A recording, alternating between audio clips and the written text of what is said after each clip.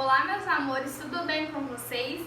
A nossa aula de hoje é de História, com o 8º ano, e hoje nós vamos continuar os nossos estudos sobre a crise do Segundo Reinado, certo? Hoje nós vamos falar do movimento abolicionista, certo? Que foram várias leis promulgadas para acontecer o fim da escravidão no Brasil. Bom, após a Guerra do Paraguai, nós tivemos muitas pessoas que começaram a apoiar o fim da escravidão.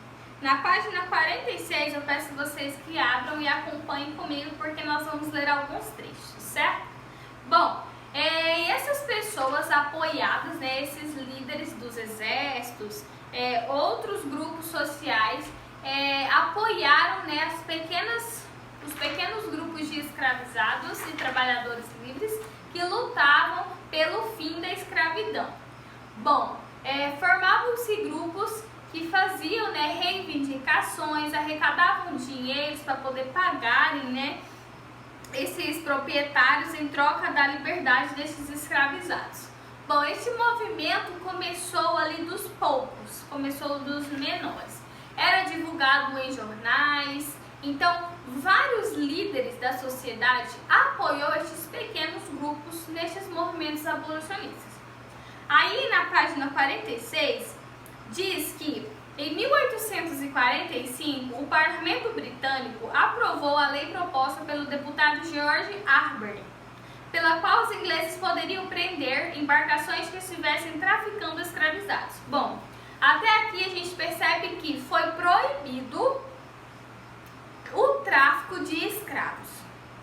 Mas nós sabemos que é quase impossível impedir que não ocorresse de forma nenhuma o tráfico de escravos. Foi reduzido, mas não acabou de fato com o tráfico, certo? Os tripulantes desses navios poderiam ser julgados pelos tribunais ingleses por crime de pirataria. Essa lei ficou conhecida como Bill Arden. Foi uma resposta à tarifa de alvos brancos aprovada pelo governo brasileiro em 1844. Essa elevava as taxas alfandegárias no Brasil, prejudicando os comerciantes e os industriais ingleses. Então, a Lei Bill Arden permitia, certo, a apreensão de navios que estavam traficando escravos, certo? E a proibição deste tráfico. Continuando, além do mais, em 1810, o governo brasileiro havia se comprometido com os ingleses em acabar com o tráfico negreiro. Bom, desde quando o Brasil recorreu à Inglaterra na primeira crise econômica, desde Dom Pedro I, ele havia se comprometido com os ingleses que acabaria com a escravidão no Brasil. Porém, a crise ainda não estava estabilizada e eles não poderiam acabar com a mão de obra escrava e com esse tráfico que gerava lucros. Então, o que aconteceu? Continuando. Esse compromisso foi renovado em 1827 e em 1831. E é claro que os ingleses também defendiam o fim do tráfico de escravizados com o objetivo de aumentar o mercado consumidor para os seus produtos. Ou seja, os ingleses tinham o objetivo com o fim do tráfico de escravos. Ou seja, os brasileiros deixariam de lucrar com o tráfico de escravos e começariam a lucrar importando os produtos ingleses. E os ingleses estariam lucrando com a exportação, certo? Então, o fim do tráfico, a gente tem que pensar que a escravidão, ela teve resistência. Os escravos, eles resistiam à escravidão. Às vezes, quando a gente pega para ler um livro e estudar sobre o período escravista, o período de escravidão no Brasil, a gente às vezes só vê o olhar do colonizador e do senhor do escravo, mas a gente não vê o olhar, a gente não vê o lado do escravo.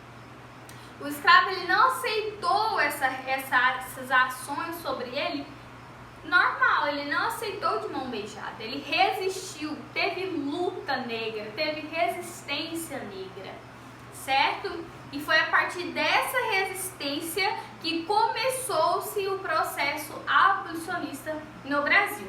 Bom, muitas pessoas pensam que a princesa Isabel, que nós vamos ver mais pra frente, né, libertou os escravos porque ela simplesmente quis, né? Ela foi uma libertadora, mas não, né? Quando os escravos começaram a reagir, começaram a resistir e começaram a lutar pelo fim desse processo de escravidão, o que começou a incomodar, né, as altas camadas da sociedade, começou a incomodar a política, começou a incomodar os outros países que estavam, né, interligados com o Brasil e tinham interesse ali na economia. Então tudo girou em torno de um processo, né? Nós temos que desmistificar a ideia de que foi a princesa Isabel que, porque ela quis, por um ato de bondade, libertou os escravos, certo? Foi a partir daqui que começou esse movimento, certo? Continuando. Diante da pressão inglesa, foi promulgada em 1850 a Lei Eusébio de Queiroz, que proibia a entrada de novos escravizados no Brasil. Com o tempo, tal proibição diminuiu o número de cativos no país. Na segunda metade do século XIX, multiplicaram-se os clubes abolicionistas que procuravam sensibilizar a sociedade brasileira para a luta contra a escravidão. Boa parte da elite brasileira sabia que a escravidão estava com os dias contados, porém essa elite procurou ganhar tempo. Se acabasse com a escravidão, quem estaria perdendo? A elite, porque era eles quem comercializavam os escravos. Então eles fizeram que essa escravidão esperasse um pouquinho para que eles saíssem ganhando nesse cenário, né? Porque se deixasse o fim da escravidão por conta da Inglaterra, a Inglaterra sairia, né, como a boa nada, como a libertadora. Então o que eles fizeram? Vamos esperar, vamos adiar o processo de abolição da escravidão. Então eles adiaram um pouquinho e foi então em 1871 foi criada a Lei do Ventre Livre, que mais conhecida como Lei Rio Branco, que assegurava a liberdade aos filhos de escravizados nascidos a partir deste período. Bom, então a partir de 1871, os filhos de escravizados teriam alguns direitos assegurados, certo? Bom, e como nós temos algum desses direitos, né, é que os filhos das escravizadas, né, até os 8 anos, estariam sob tutelas dos donos de suas mães, né? E após os 8 anos eles teriam que trabalhar para pagar todos os custos que os seus donos tiveram até os seus 8 anos. Então eles eram livres, entre aspas, né? Essa lei foi criada, né? Para quê? Para adiar mais um pouco o processo de escravidão.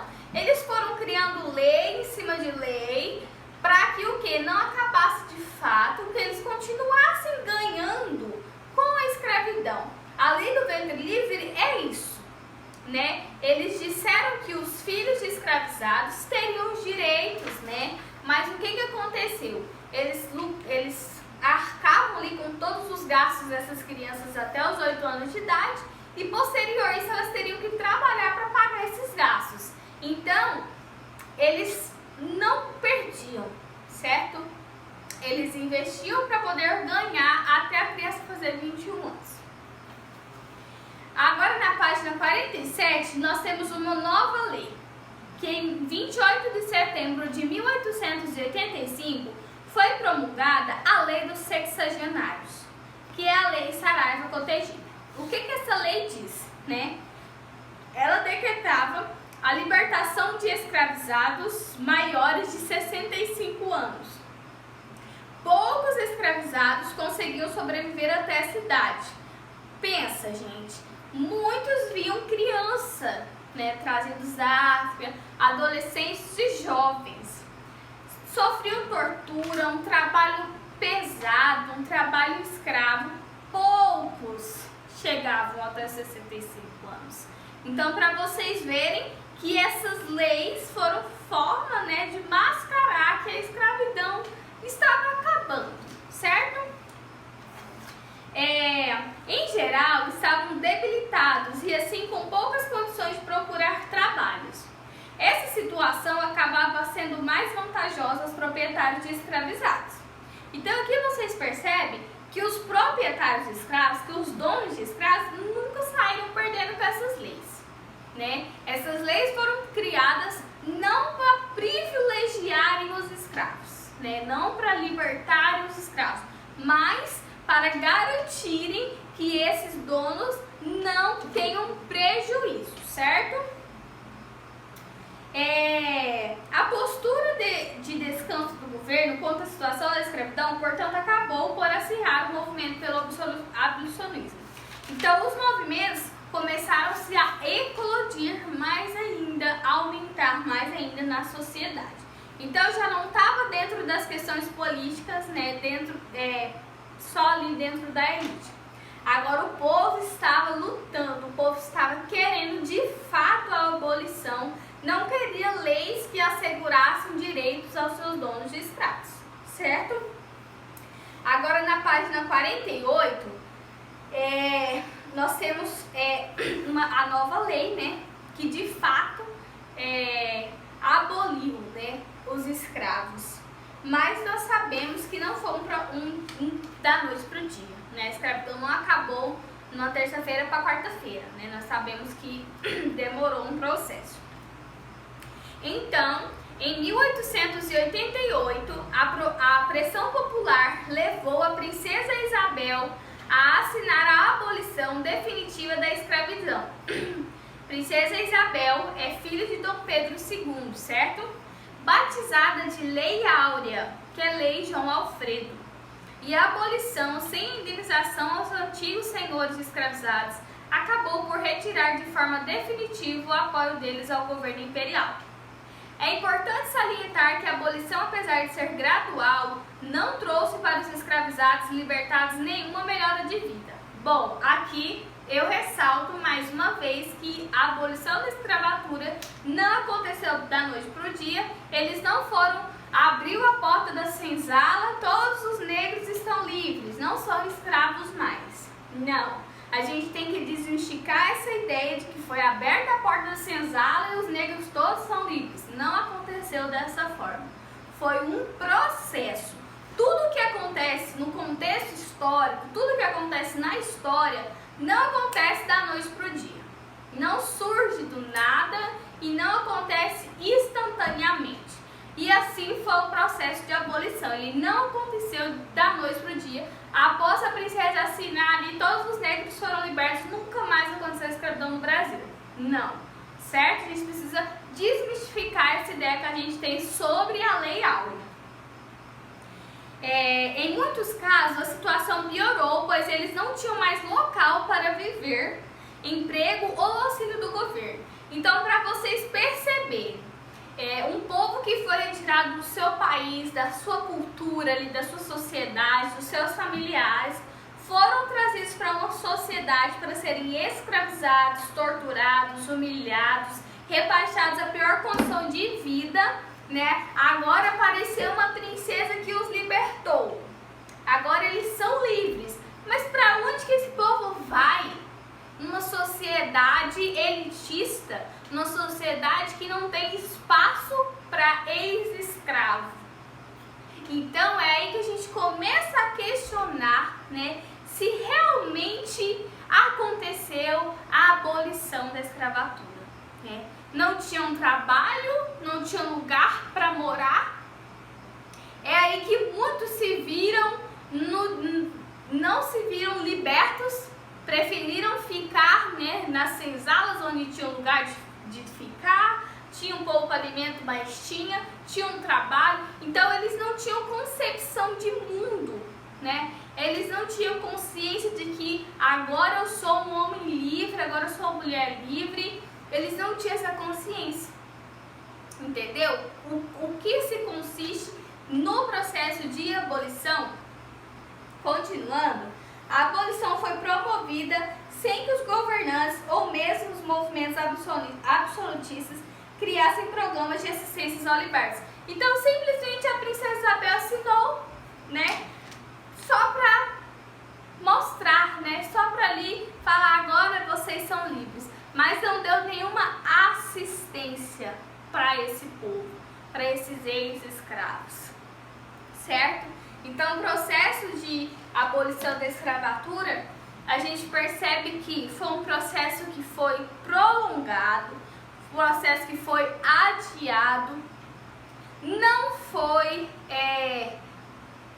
dado de graça pela princesa Isabel, não foi uma lei que foi dada de boa vontade, né? Foi uma lei que prejudicou ainda mais a vida do escravo, do negro aqui no Brasil, certo? Agora nós vamos ver as outras 3 questões que aconteceu, né, na crise do segundo reinado, que é a questão indígena, como que ficou o indígena no segundo reinado, a questão religiosa, né, como que ficou a religião, as igrejas, e a questão militar, certo?